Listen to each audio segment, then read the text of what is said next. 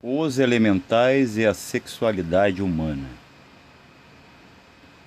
Os mortos podem influenciar os vivos?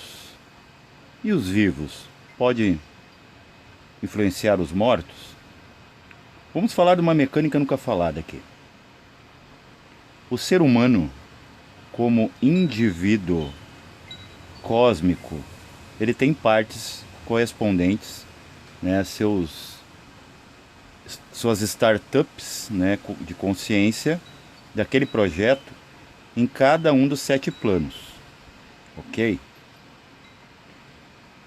O homem só pode ser tocado, encarcerado, escravizado realmente no plano físico, porque é o plano do tato, onde você consegue barrar matéria. Nos outros campos que são unificados, a matéria é livre. Se imagina a matéria livre. É como tentar querer pegar um pouco de antimatéria. Impossível. Nesses planos é exatamente como acontece aqui, quando você tenta pegar na própria materialidade, você tentar encapsular algo mais sutil que você. Então, como você está num plano, vamos dizer o plano astral, você acha que você toca? Não. Você tem uma memória de toque físico, porque você experimentou, essa alma experimentou já a questão tátil num corpo físico. Por isso que tem a seu favor um corpo físico, para saber o que é. É um jogo de informações. Tudo didático. Mas tampouco você toca a partir do astral, você transpõe. Isso que é a quarta dimensão. Até se explica aí nas escolas. A quarta dimensão, que é a partir do astral, é você vê a coisa como ela é, mas você vê além, através. Né? Tanto é que você atravessa. Né? Uma projeção astral, basta uma, você vai ver que você transpõe matérias. Nada te barra. Então você não pode tocar em nada. Então seria incongruente dizer que alguma coisa está te ferindo no plano astral. Na verdade, o que está te ferindo é a impressão física que você tem lá do físico que você transporta para lá. Como se diz, a gente leva a vida que a gente leva. Se você quer levar essas cristalizações físicas para lá, você está deixando esse astral mais denso do que ele já é. Não era para ser. Ele é para ser ele mesmo, ser experienciado como ele é na íntegra. E os mortos, né? Há quem diga assim: eu sonhei que o fulano, aquele que morreu, ou o mago negro que está lá do outro lado, me atacou. O mago negro é um caso à parte. O mago negro ele se frequencializa na frequência do seu desejo. E possa que misturem desejos, mas não haverá toque. Você, com a memória astral de que tem um corpo físico que toca, na verdade ele não toca, são atritos de elétrons, né? A ciência já provou isso, mas é uma sensação que você vai chamar de toque. Isso é o tato, né? É um toque eletromagnético de elétrons. Mas você tem isso em memória, você leva para lá e acha que alguém está te tocando, você acha que está doendo, você acha que está, né, está numa cópula astral, você acha que está, né, perdendo hormônios, né, fluidos como aqui. Só que é tudo psicológico, psicológico, né? É alma. São impressões de almas, plasmações. O que não é plasmação? É o ambiente. Tá bom? Pode ver que o útero da mãe, apesar de se expandir, quem se transforma é você, não o útero da mãe. Tanto é que depois volta de novo. O ambiente volta depois que você sai. Né? Expande e contrai. É quase um sístole e diástole cósmico. É uma expansão universal para criar coisas. Depois se recolhe novamente ao exato ponto onde estava. É o que a gente chama de Manvantara e Pralaya, só que no microcosmos, o homem. Na verdade, na mulher, né? Que é a que nos dá a luz física, para reconhecer o último sol e o último corpo que temos. Os mortos podem, isso da necromancia é perigoso? Tão pouco, porque os mortos, na verdade, Você fala com eles, mas eles, por um bom tempo, eles são intocáveis. Intocáveis o quê? É a mesma coisa. Vamos comparar com a sexualidade. Se você tem um pensamento, você está preocupado com os negócios, preocupado com a economia, preocupado com um problema, com uma reunião, com um problema de saúde, você não vai consumar o ato. Então, os mortos, os ditos mortos, entre aspas, porque mortos não existe, né, são apenas graduações de existência, né?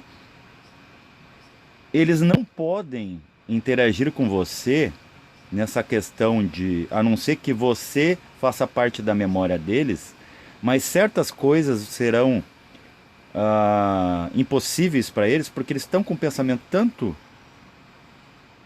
no registro que ficou para trás, que eles não têm tempo para consumar nenhum ato muito presencial com você. Tá entendendo?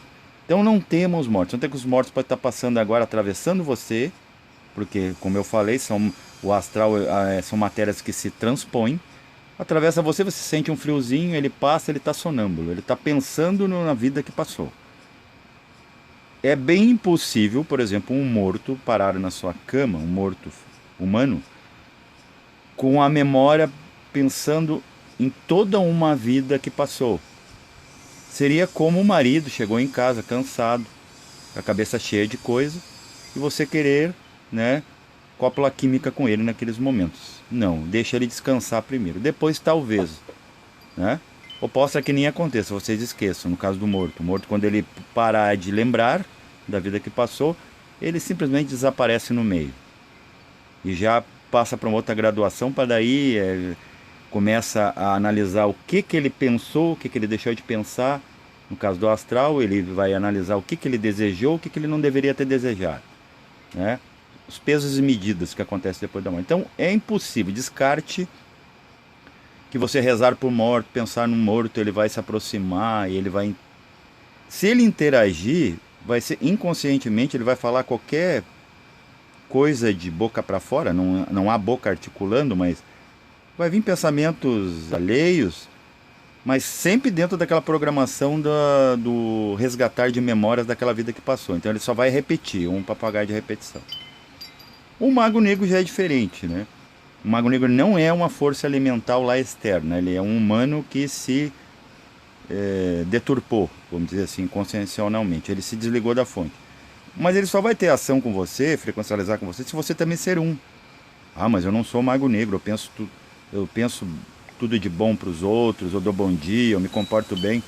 Mas você tem alguma coisa afim com o mago negro. Então o mago negro consegue ele tangenciar energeticamente, porque ali não é tato, não há terminais nervosos. E ele tampouco pode lhe ferir também, mas ele pode simplesmente se envolver com você, vocês se entrelaçarem. Que já não é os entrelaçados aquele, mas por quê? Porque ele tem uns entrelaçados que combinam com seus entrelaçados. Por exemplo, vem eu e alguém de vocês, eu tenho um cachorrinho. Nós se encontramos numa praça pública. O cachorrinho é fêmea, é uma cadelinha, e você tem um cachorrinho. Nós começamos a conversar enquanto os dois cachorrinhos se interagem. Eles começam a se roçar, começam a brincar um com o outro.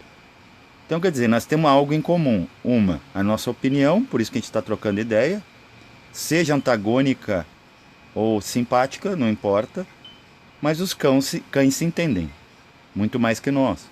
E eles vão interagir, eles vão até ficar mais entrelaçados que nós. Ponto que depois a gente vai querer desentrelaçar, pegar pela coleira e os dois, né, totalmente atraídos pelos outros, um pelo outro, pela afinidade. Porque ambos são cães, né, reconhecem, isso eles têm de memória, essa inteligência, reconhecem o outro como da espécie dele. Agora, outra coisa é os seus próprios grãos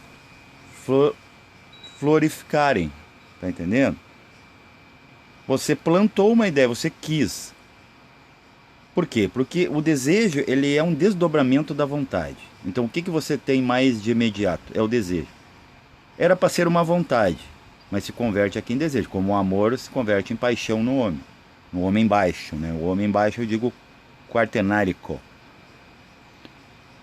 4 coisas, uma alma dupla e um corpo duplo, né? Físico e etérico, astral e mental.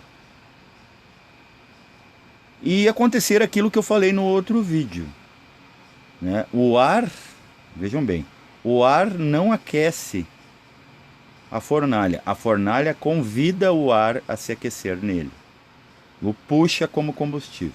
Esse é o seu desejo. Então você puxa a matéria-prima para aquele fogo cada vez ficar mais branco. Pensamento é a mesma coisa, que começa primeiro no pensamento. Então o culpado não é o desejo, o culpado é o que tu pensou, para poder ser revestido por um desejo, por uma vitalidade e depois virar ação. Esse é o caminho, de baixo para cima. Chuva cai de cima para baixo, né? Falei errado. Cima para baixo e não de baixo para cima. Não há chuva de baixo para cima, a não ser a vaporização que você nem vê. Que já é uma influência de físico para cima. Também acontece. Tem coisas que começam a partir do ato, tem coisas que acontecem a partir de desejar.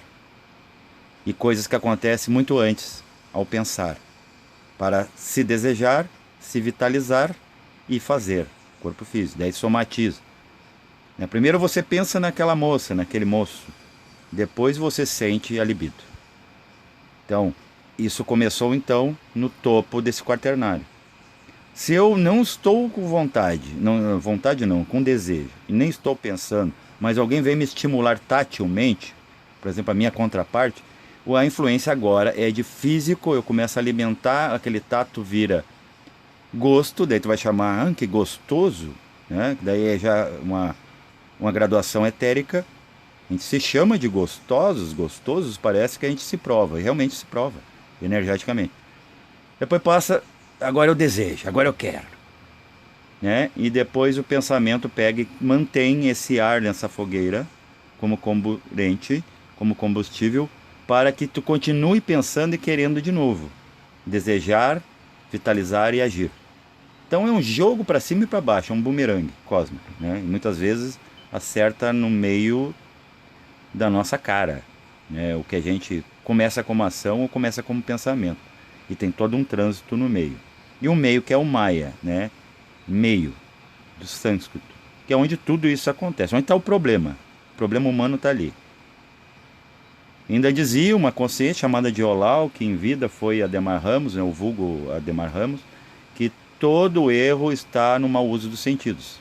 Isso aí me resgata lá uma memória Atlante, né? Que foi exatamente o que afundou a Atlântida. Então é muito interessante para nós não confundir.